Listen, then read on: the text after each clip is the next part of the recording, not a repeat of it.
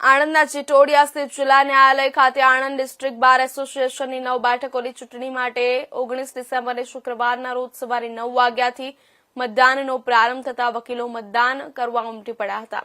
એસોસિએશનની 9 બેઠકો માટે 18 ઉમેદવારો મેદાનમાં ઉતર્યા હતા અને 635 મતદારોએ મતદાન કર્યું હતું। બપોરે 3 વાગ્યા સુધી મતદાન કરવામાં આવ્યું હતું અને 4 વાગ્યા પછી મતગણતરી હાથ ધરવામાં આવી હતી।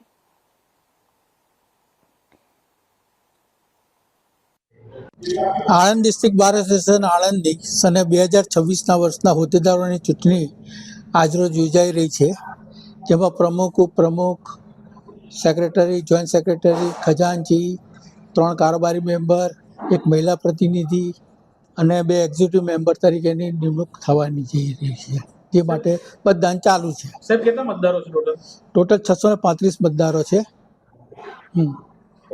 આપનું નામ સાહેબ? મારું નામ છે પ્રશાંત કુમાર ટોળાલ દવે।